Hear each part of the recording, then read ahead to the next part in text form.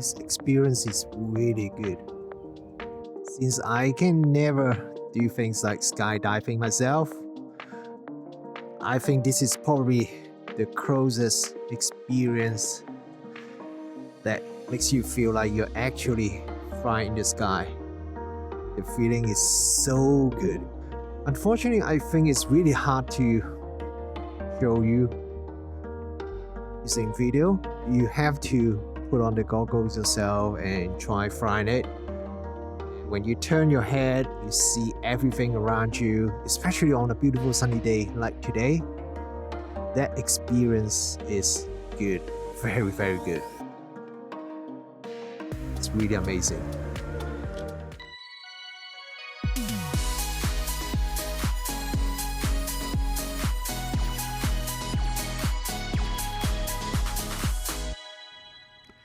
The Antigravity A1 is the world's first 360 drone capable of shooting 8K video. But what makes it even more interesting is the company behind it. If you have never heard of Antigravity before, you have probably heard of Insta360, the company best known for bringing 360 cameras into the mainstream. We have reviewed a few Insta360 products on this channel before, and Antigravity is a new brand incubated by Insta360 that uses a lot of Insta360 technology. So in many ways, the Antigravity A1 feels like a flying version of the Insta360 X5. At least that's what I thought before I tried it.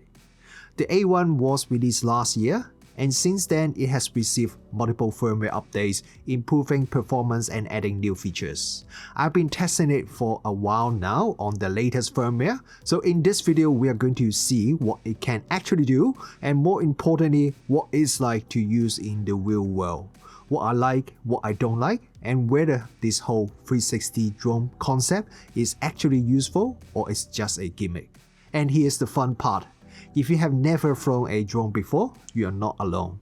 I invited a few friends with zero drone experience to try the A1 as well, just to see how easy it is to pick up and whether they enjoyed it or crashed it before I can even finish this review.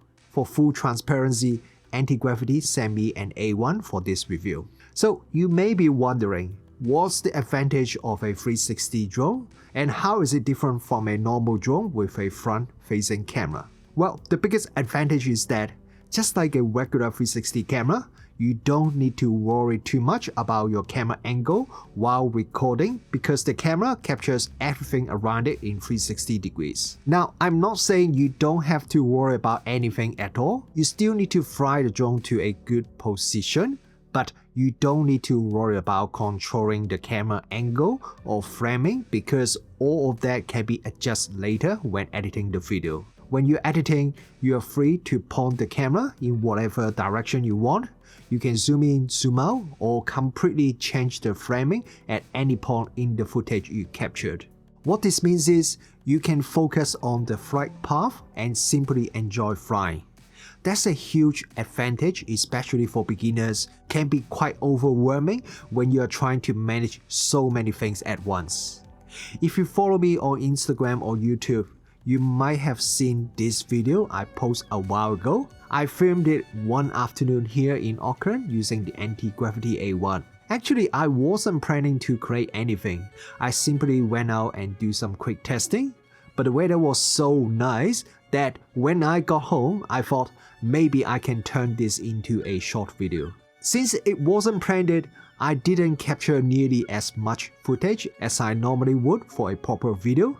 But this is exactly where the benefit of a 360 drone comes in.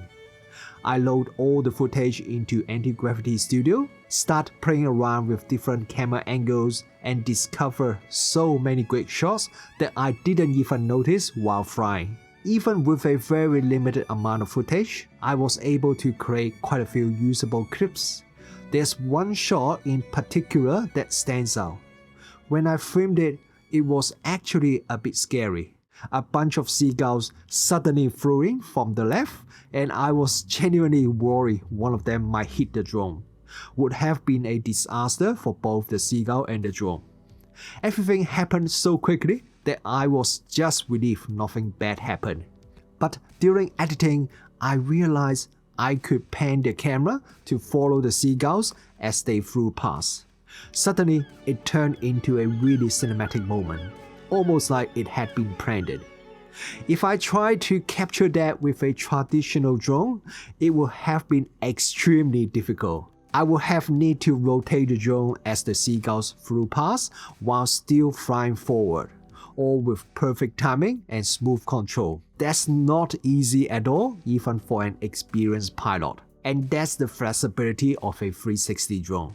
I didn't need to turn the drone at all. I simply flew straight and decide on the camera movement later in editing. You can also do so much more. You can zoom in, go ultra wide, or create effects like a little planet shot if you want. It opens up a lot of creative possibilities. The video I made was vertical because I wanted to post it on Instagram, but afterwards I thought it might actually look more cinematic in landscape format. Normally, switching between vertical and horizontal means heavy cropping the footage and dramatically changing the field of view. But because this is 360 footage, I can simply re-render it in a different aspect ratio without changing the field of view. So now, I have both a vertical version for Instagram and a horizontal version for YouTube, all from the same footage. And here's a quick tip. If you plan to create both vertical and horizontal versions, you can set your output to 1:1 square aspect ratio when editing in Antigravity Studio. You can then use that square video to create both versions without having to re-render everything twice, which makes the workflow much faster. That's something a 360 drone does significantly better than a traditional camera drone. You simply get much more flexibility and freedom in post-production. But everything has pros and cons, and the downside of shooting with a 360 drone is the same as shooting with any 360 camera. You spend more time editing your footage because you have so much more flexibility and so many more creative options available afterwards. Another downside is that while a 360 drone like the A1 can record in 8K, which sounds like a higher resolution than most traditional camera drones that typically shoot 4K, but that 8K resolution is spread across the entire 360-degree image. Once you crop in to create a normal viewing angle, you can export to 4K video, but the amount of details in the output video is a bit lower than a traditional camera drone. So, if maximum image detail is your top priority, a conventional camera drone will still have an advantage. Okay, now let's have a closer look at the Antigravity A1. Before I even took the A1 out of the bag, it already gave me a very positive first impression. The Infinity bundle that Antigravity sent me comes with a carry bag that fits everything inside: the drone, 3 batteries, the controller, goggles, battery chargers, and spare parts. Now, a lot of drones also come with some sort of carry bag, but usually the quality is just okay. This one is more than okay. Now, look inside the bag, you'll find another dedicated carry case for the drone itself. Again, it's a really nice quality case. So I have to say, I was already very impressed before I even seen the drone. The drone itself is quite similar in size to my DJI Mini 4 Pro.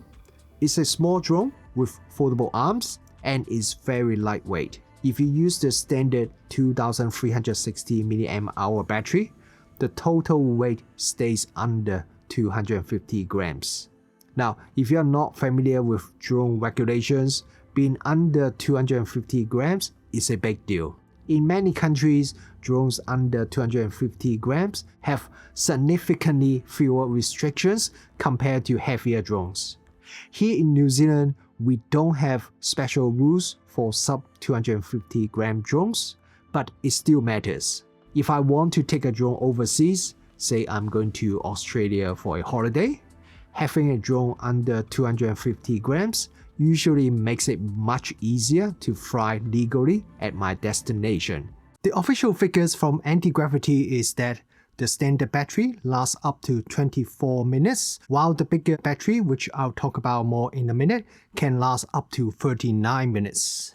With the standard battery, I was getting around 16 to 18 minutes of flight time, flying almost continuously at full speed and recording 8K video as well. If I flew a bit more conservatively, I think getting close to 20 minutes will be quite achievable. Now, if your country doesn't have the special sub 250 gram rules and you don't think you'll be taking it overseas, then I will recommend you getting the larger battery instead. When I say larger battery, I only mean the capacity. Physically, both the standard and larger batteries are exactly the same size. With the larger battery installed, the total weight increased to around 290 grams, but battery capacity jumps to 4,345 mAh, which is roughly 85% more than the standard battery.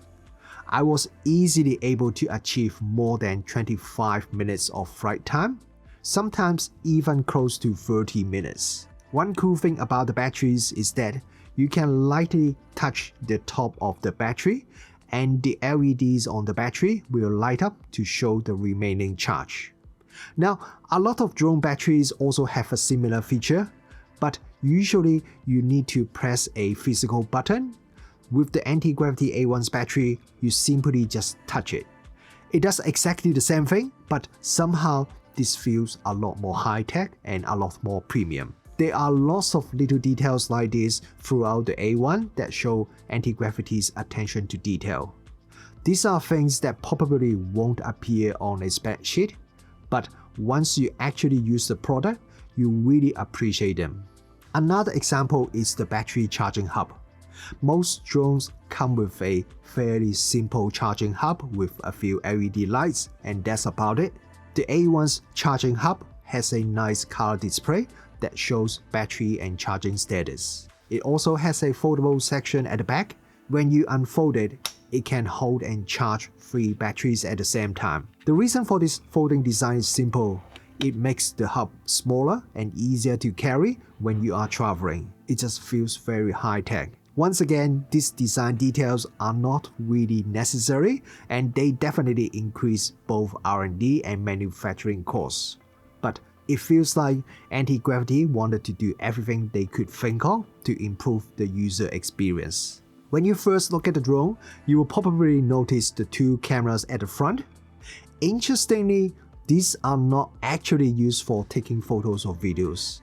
They are the forward vision sensors used by the obstacle avoidance system. There's also a downward vision sensor and a downward infrared sensor underneath the drone. Together with the 2 fisheye cameras, these work together to provide 360-degree obstacle avoidance. What's interesting is that 360-degree obstacle avoidance wasn't available when the drone was first launched. It's something Antigravity recently added through a firmware update. The actual 360 cameras are the 2 round fisheye lenses located on the top and bottom of the drone. The footage from these 2 cameras is stitched together to create the 360 footage. Because each lens captures slightly more than 180 degrees, once the images are stitched together, the drone itself effectively disappeared from the final footage. That's basically how all 360 camera works. One challenge with a 360 drone is that one of the cameras sits at the very bottom of the drone. That means it will normally hit the ground every time you land. Antigravity came up with a pretty cool solution. Underneath the drone is a small landing gear that automatically extends when you power the drone on. Once the drone takes off, the landing gear retracts automatically. Then, when you land, it extends again. So, as long as you power the drone on after taking it out of the case, the landing gear should automatically protect the bottom lens. However, if you take the drone out and forgot to power it on or manually extend the landing gear, you could potentially damage the bottom lens when you put it on the ground. So here's my tip. Make it a habit that every time you take the drone out of the carry case, the first thing you do is power it on. If you do that, The landing gear will automatically protect the lens. Fortunately, even if you do accidentally damage the lens, the A1 uses a user-replaceable lens design similar to the Insta360 X5. You can buy replacement lenses and install them yourself quite easily. The replacement kit is also reasonably affordable, so if you are ordering the A1, I definitely suggest picking up a spare lens kit at the same time, just in case. The A1 has LED lights at both the front and rear of the drone to indicate its status. These lights are also required in some countries, so they are not just for looks. Now, because the drone uses a foldable arm design to keep it compact, there are no built-in propeller guards. That means you need to be a little more careful when flying close to objects or indoors, especially if you have disabled the obstacle avoidance system. That's simply one of the trade-offs of having a compact drone that is easy to carry around. You can purchase optional propeller guards if you want some additional protection. Another thing to keep in mind is stitching. If you are flying indoors or very close to objects, you may notice stitching artifacts. That's common with all 360 cameras. However, because the distance between the top and bottom cameras on the A1 is significantly larger than something like the Insta360 X5, the stitching issues can be a bit more noticeable. Outdoors though, stitching performance is actually very good.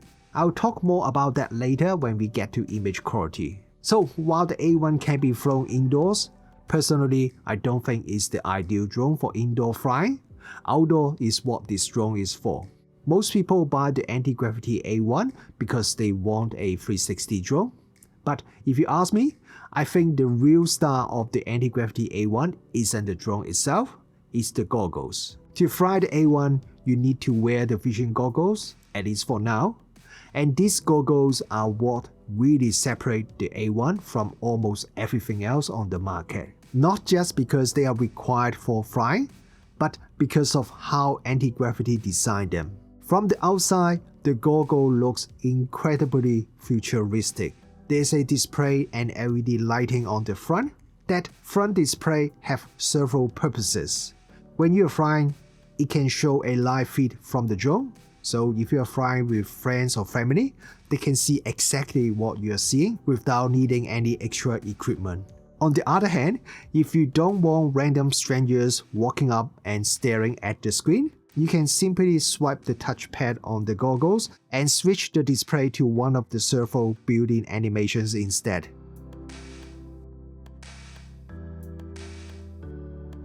When you do a firmware update, the screen will report the status of the firmware update. This is another thing I really like about both the goggles and the A1 in general.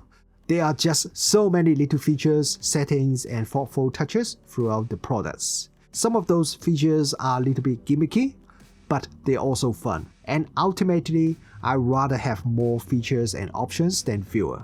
The first time I put on the goggles, I was genuinely impressed. The fit felt comfortable, but what really surprised me was the display quality. The Vision goggles use dual 1.03-inch micro OLED display with a resolution of 2560 x 2560 per eye. The image is incredibly sharp with excellent contrast. But the biggest difference compared to the other drone goggles I've used isn't actually the image quality, it is the field of view. While it doesn't feel dramatically wider than something like the DJI Goggles 3, which I use with the Avatar 360, but the vertical field of view is noticeably larger.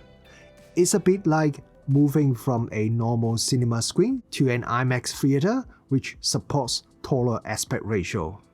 The extra height makes the entire experience feel much more immersive. The goggles also support head tracking.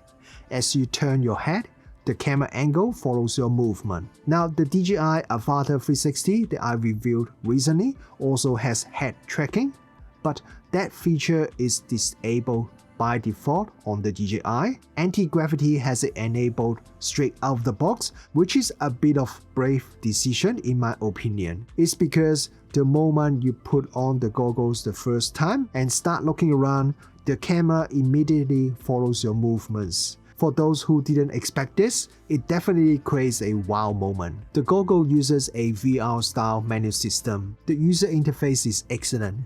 When you bring up the menu, a range of settings appears in front of you, and you use the motion controller like a pointer to select what you want. At first, I found some menu items slightly tricky to point at accurately with the motion controller, but after a bit of practice, I got used to it. Once I became familiar with the system, I found it very intuitive. Most of the important settings are accessible directly from the home screen, which makes changing settings much quicker and easier while flying. There are a few more things about the goggle I want to talk about, some good and some not so good. I found adjusting the goggles to match my eyesight and pupil distance very easy using the two dials underneath the goggles. However, one thing I don't like is there isn't a way to lock those adjustments. So every time I take the goggles out of the carry case, I find myself quite often need to do some quick readjustment because the dials may have been bumped a bit. I really wish there was a locking mechanism because it's not like my eyesight or pupil distance changes every day. The goggles themselves are surprisingly light at only 340 grams. That's lighter than most other goggles in the market, despite having an additional external display and very high quality screens inside. As a result, they feel comfortable to wear and don't put a lot of pressure on your forehead or face. Part of the reason they are so light is because the battery is external. You wear the battery separately and connect it to goggles with a cable. The cable is proprietary, so make sure you don't lose it.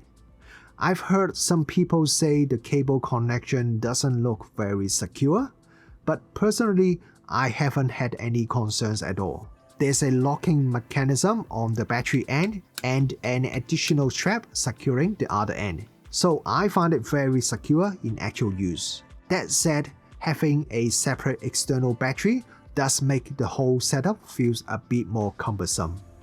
On the positive side, you can easily carry spare batteries and swap them out when needed, but while I do like the idea of a user-replaceable external battery, I think the design could be improved slightly to make it more convenient. Maybe allow the user to attach the battery to the rear head strap instead. The goggles also include a built-in camera. If you double press the side button, you can see the outside world without removing the goggles. The image quality is decent enough for its purpose, but the view is black and white. I do wish the field of view was a bit wider, but it's still a very useful feature. So one thing I really like about the Antigravity A1's goggle is that it has a built-in microphone. So it means when you are recording the screen, it can record your audio at the same time as well, so I don't have to bring a separate microphone. This is very useful for me because when I'm creating my YouTube video, then I can just talk and I can have the audio recorded. I don't have to bring a separate microphone and then try to sync it up when I'm editing.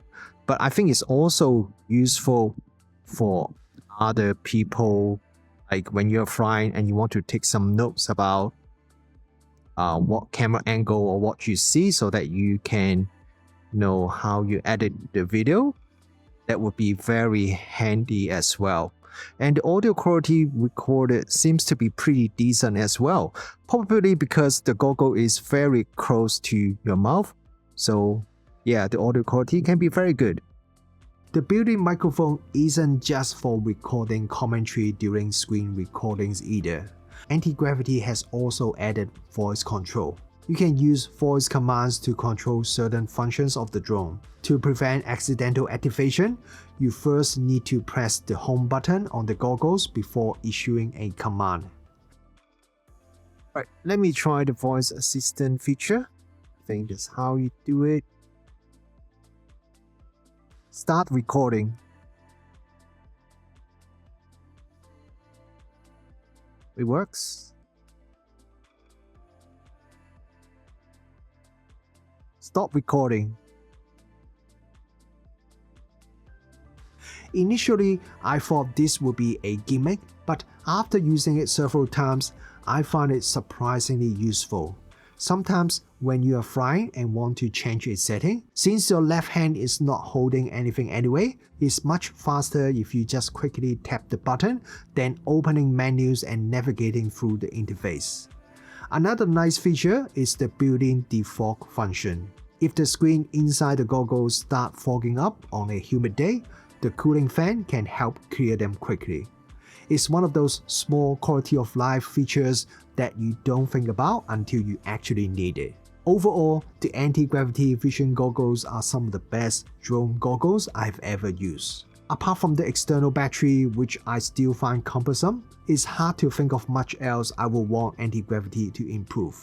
They are comfortable, packed with features, and the wide field of view is super immersive, and they play a huge role in making the A1 such a unique flying experience. Okay, now let's talk about what it's actually like to fly the anti-gravity A1. I think this is the most important part of the whole drone, especially when combined with the goggles and head tracking. There are two ways to control the drone using the grip motion controller. Free motion mode is quite a unique and fun way to control the drone. Basically, you point the controller in the direction you want the drone to fly, then press the trigger. It's very easy for beginners to understand and extremely intuitive. I think it might be the easiest way to fly a drone. The downside is that you don't just move your fingers or your hand. If you want the drone to fly in another direction, you need to physically point the controller in that direction, so that means you have to move your whole body as well. The other option is FPV mode. It relies on tilt controls to steer the drone, but you don't have to turn your whole body every time you want to change direction. Personally, I prefer FPV mode because it feels a bit like playing a video game. And not having to constantly turn my whole body means I can comfortably sit down during a flight. But I was curious to see what other people thought, and is it actually easy for a complete beginner to fly the A1? So I invited a few friends who had never flown a drone before to give it a try. I wanted to see which control mode they preferred, whether they would crash the drone, and most importantly, whether they actually enjoyed the experience. Like putting this on, I think it's pretty good. Yeah, cool.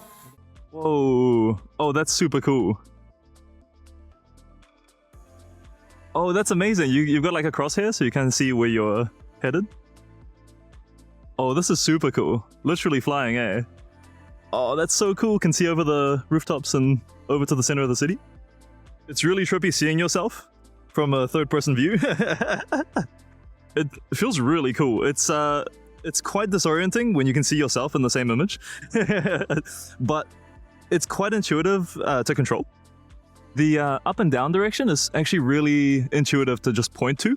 Whoa! When you're looking at the ocean, it's kind of hard to tell how high you are, but then you look at the beach and yeah, pretty tall. I think I prefer the points to move direction. Yeah, but this also feels pretty good. I could see getting used to either. Yeah. Where are we? Oh my gosh. Oh, there's a home indicator. You can see. I think I prefer this one. I'm more used to it from like the Switch, I guess. Yeah. It's like I'm really up there. Kind of weird. Yeah, it feels more like a flight sim or something this way. That's what it feels. It feels more like a joystick now, you know? Oh, the dragon's got wings and a tail. Wow, man, it's crazy. Yeah. Oh, it has a rear camera. That's cool. Yeah, that's really cool. What is this? Why is it an upload button on the top? That's cool. And it doesn't feel like I feel like I have lots of control over it. It feels very natural. Yeah, I just point to where I want to go and then I go to it. I can control where I want to go and look at a different place at the same time. Yeah, this is fun. I like this mode. I like this one more. Yeah. Yeah, a little. I guess this does remind me a little bit of Flight Simulator. So basically, everyone really enjoyed flying the A1. I thought wearing goggles might feel a bit intimidating and take some time to get used to, but turned out Everyone figured things out surprisingly quickly without much drama, even though none of them had ever flown a drone before. I started everyone off in free motion mode, then a little bit later on, I switched them over to FPV mode. Interestingly, almost everyone preferred FPV mode. Only one of my friends preferred free motion mode a little bit more because the control system felt a bit more consistent. Another thing they all really enjoyed was the ability to look around while flying. That was probably the biggest highlight for everyone. They absolutely loved that experience. One of my friends gets motion sickness quite easily, so we were a bit concerned that the goggles, especially with head tracking, might cause problems for him. I'm usually quite susceptible to that, like many 3D kind of games. While flying, it seemed alright. After taking it off, I just feel a little bit mild, but nothing. Not too bad. Not too bad. Right. I was a bit surprised most people prefer flying in FPV mode, but I guess it's probably because all my friends have played quite a bit of video games, which is more similar to the FPV control method. Maybe if I give it to someone who have never played any video games, there's a higher chance they would prefer the free motion mode. I really like the fact that Antigravity is offering two different control methods. However, there's one thing I don't like. People usually end up preferring and sticking to one control mode. For example, for me, there's also the FPV mode. But every time you restart the drone, it would default back to free motion mode. So I have to manually switch it back to FPV mode before taking off. On top of that, there are certain features and situations where the drone forces you into a particular control mode. For example, when you are creating a sky path or return to home is activated, or when the drone reconnects after losing signal, the drone would automatically switches to free motion mode, and some other features would force the drone into FPV mode. It's annoying because suddenly you are controlling the drone in a completely different way. I would even argue that it could be a safety concern. Imagine you are flying in FPV mode, you're flying the drone a little bit too far away so you lose signal. Then the drone will fly back automatically so you reconnect. At that time, you are already stressed because you have lost connection. And now the control method has suddenly changed as well. I'm sure there are probably reasons why Antigravity designed it this way, but personally, I'd much rather it let me stick with my preferred control method at all times, even if it's not the most ideal way to control with some certain features. In terms of speed, I can reach around 43 km per hour or 27 miles per hour easily when flying in normal mode. When switching to sports mode, the speed increases to around 55 km per hour or 34 miles per hour. Just keep in mind that obstacle avoidance system is disabled in sports mode. It's not the fastest drone around, but for a sub 250 gram drone, the speed is perfectly respectable. It is also not a very noisy drone as well, not as quiet as the latest DJI Mini Pro, but it's also not as noisy or angry as the Avatar 360. Point updated.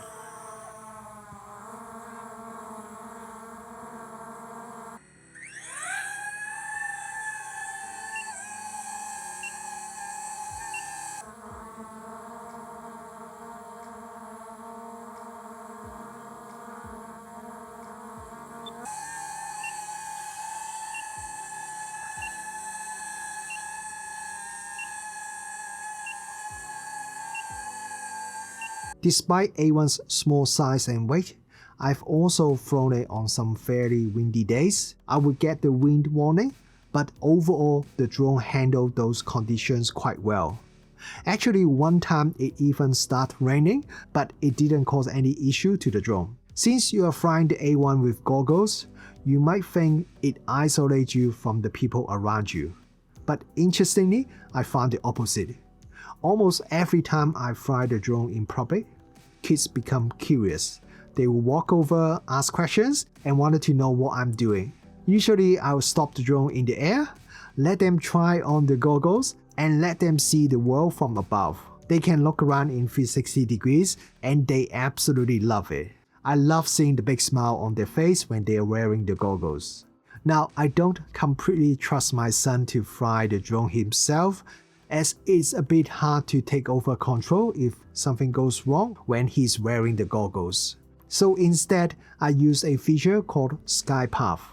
Sky Path allows you to pre-record a flight path and then replay it later. That means my son could still enjoy the experience, look around in real time while the drone was flying, but without any risk of crashing it. With the latest firmware, there are also visual effects you can enable while using Sky Path. This makes the whole experience look a bit like an AR video game. Then there's Sky Genie, which allows the drone to automatically perform predefined flight moves around your subject. That means you can create some really cool footage without needing to learn those flying techniques yourself.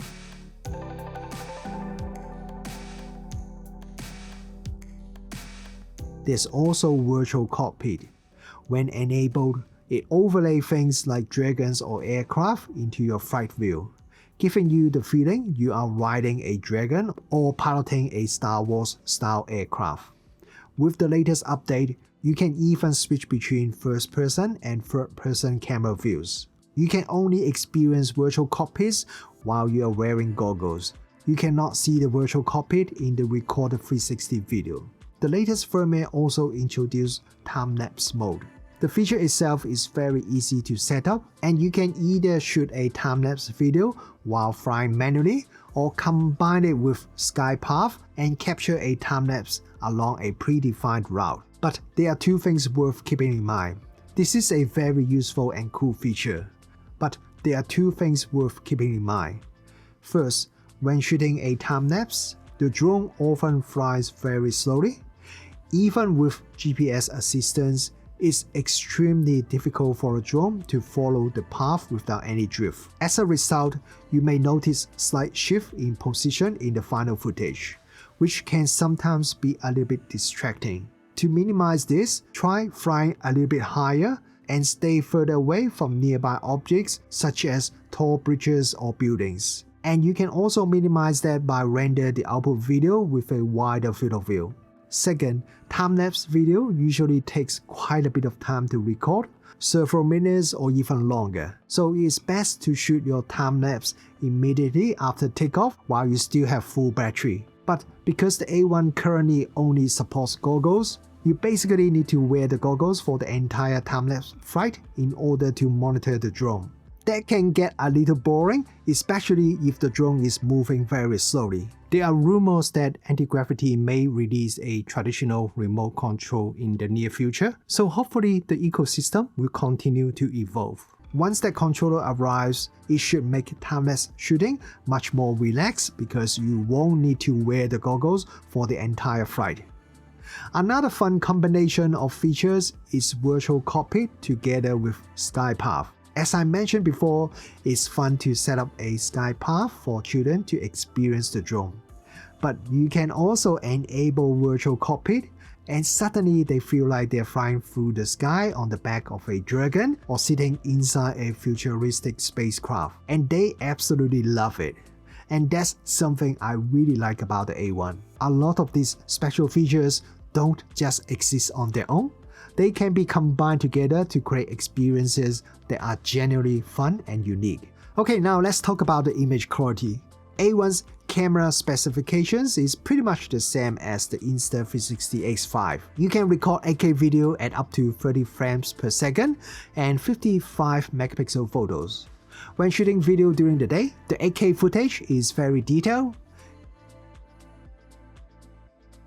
If you need a higher frame rate, you can shoot in 5.2K at up to 60 frames per second. At 5.2K, there's a slight reduction in detail compared to 8K, but if you are exporting a wide-angle view, the difference between 5.2K and 8K is actually quite minor. If 60 frames per second still isn't enough, you can shoot at 120 frames per second, although the resolution drops to 4K.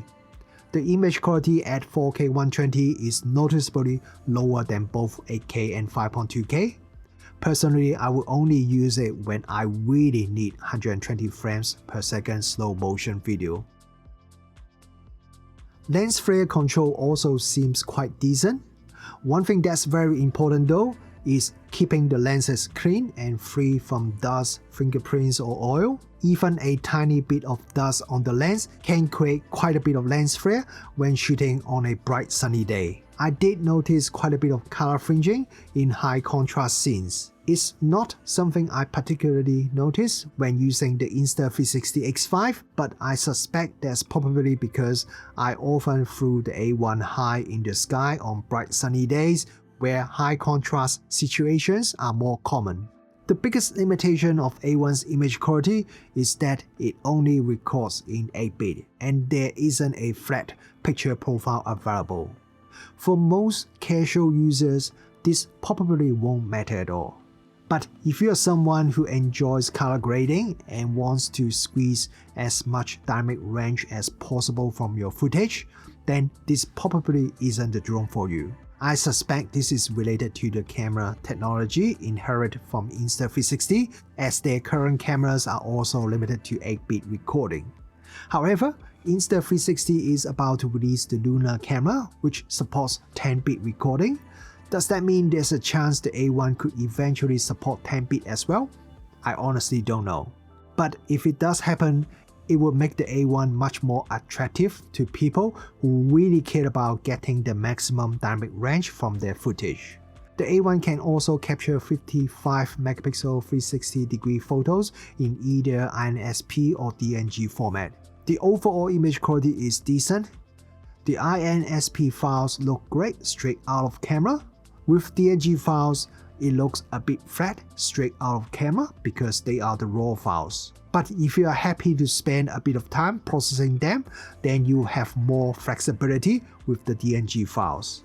Now let's talk about one of the things I was most concerned about: transmission range. The A1 uses a transmission system called OmniLink 360. Antigravity claims a maximum range of 10 km in FCC mode or 6 km in CE mode.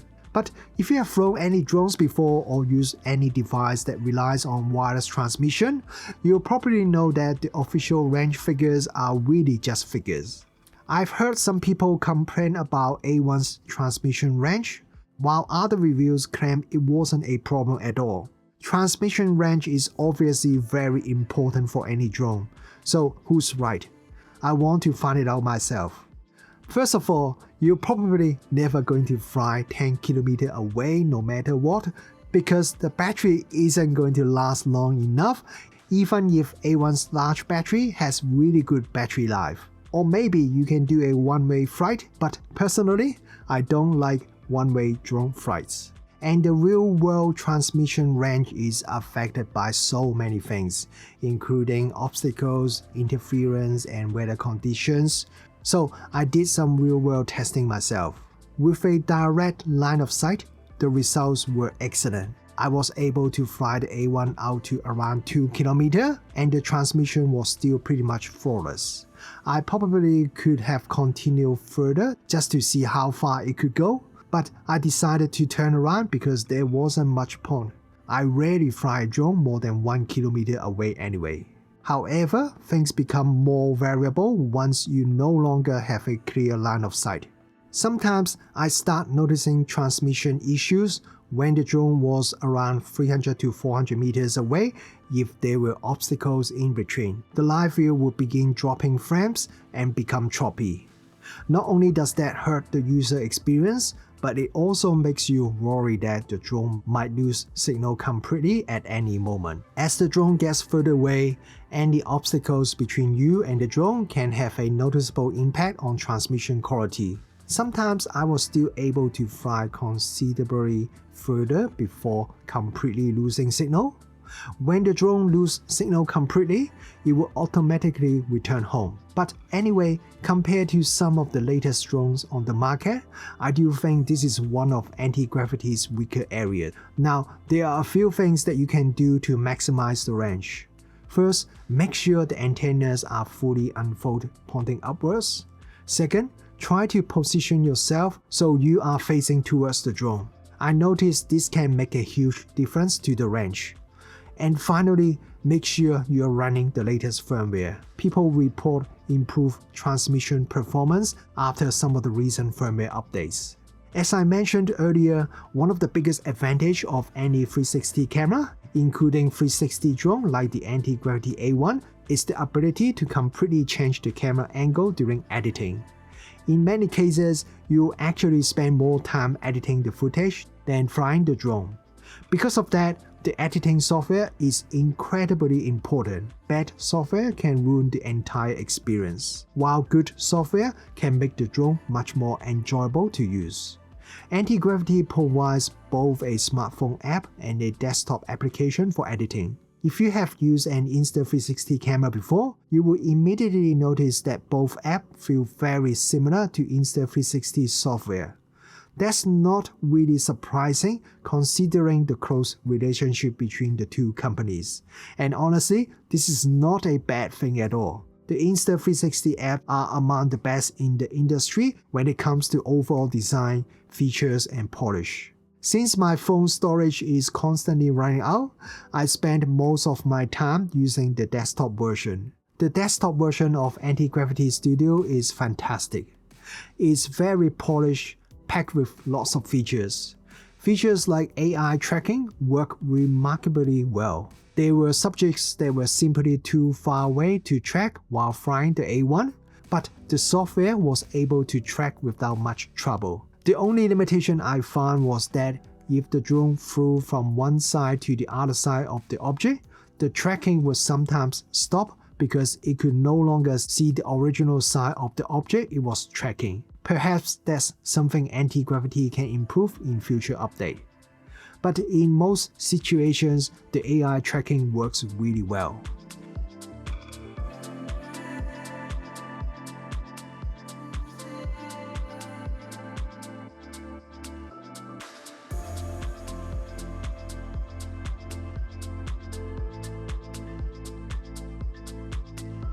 You can also add various overlays to your footage, including useful information such as speed, altitude, position, and more.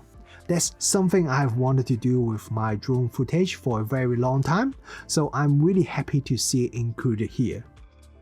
Usually, when a new company enters a market, they start with a lower-end product. Often, it's some kind of copy of an existing popular product and sell at a low price because it's easier to meet lower expectations. Then, after a few generations, the company build up their experience, skills, and confidence before eventually aiming for the higher end of the market. Now, drones are not easy products to make. They involve a huge amount of technology and engineering. So when I first heard about Antigravity and the A1, the world's first 360 drone, I was already quite surprised. This is a market that is completely dominated by DJI. Many companies tried to compete and failed.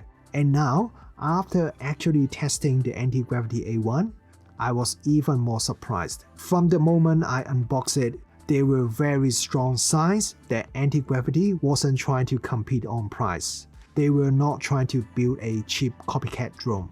Everything from the carry case, the battery charger, the user interface, the goggles, and all the extra features told me they are aiming much higher.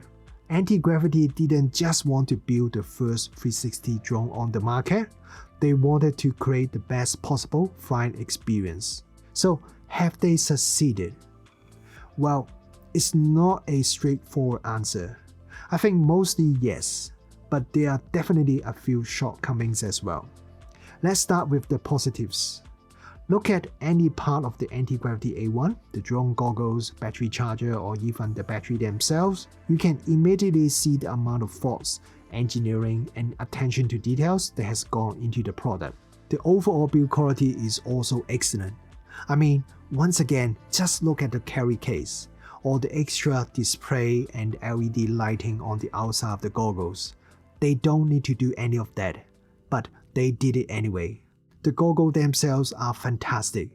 The IMAX-like viewing experience is incredibly immersive, and the user interface is excellent. As a result, The overall flying experience is just amazing.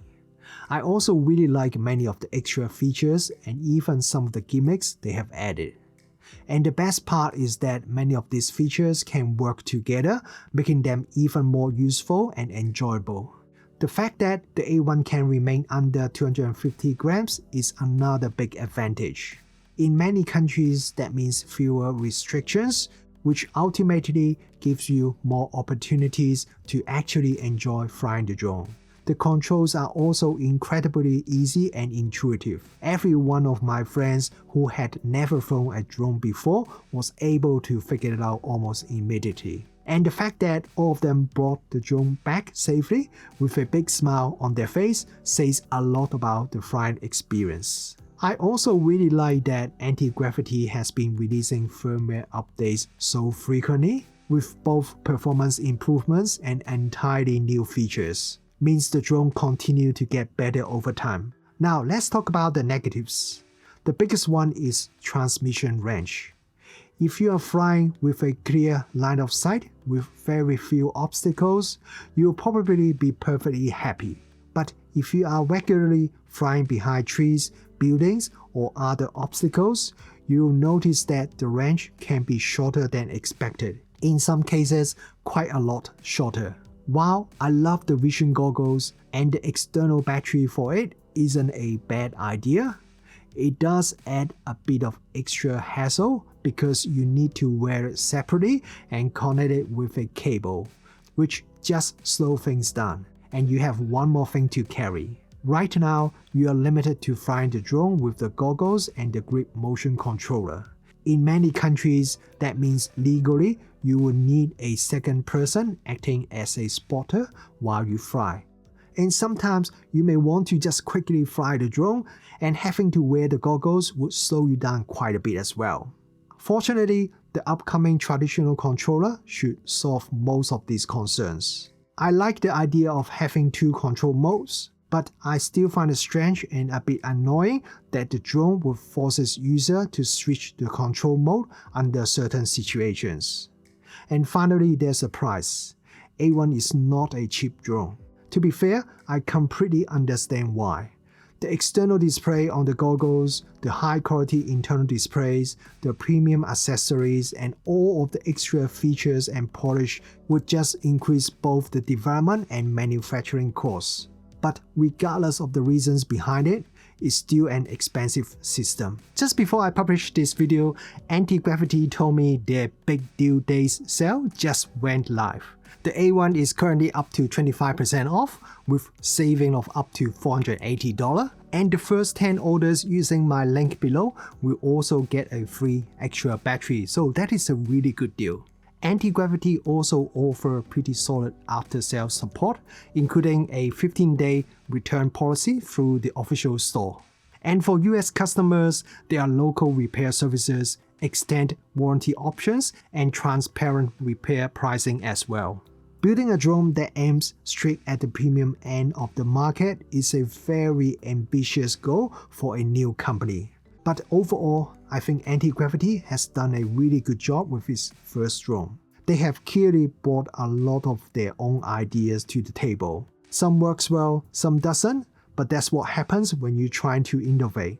It's a very focused product with a clear goal: to create an amazing flying experience that's accessible, enjoyable, and easy to pick up, even if you have never flown a drone before. And I really like that approach. I definitely like seeing more competition and innovation in the drone market. Hopefully, Antigravity can continue improving the transmission performance through future firmware updates, because that's probably one area I most like to see improve. If they can do that, I feel much more confident flying the drone in more challenging environments. So, what do you guys think about the Antigravity A1? Let me know your thoughts in the comments below, and as always, thanks for watching.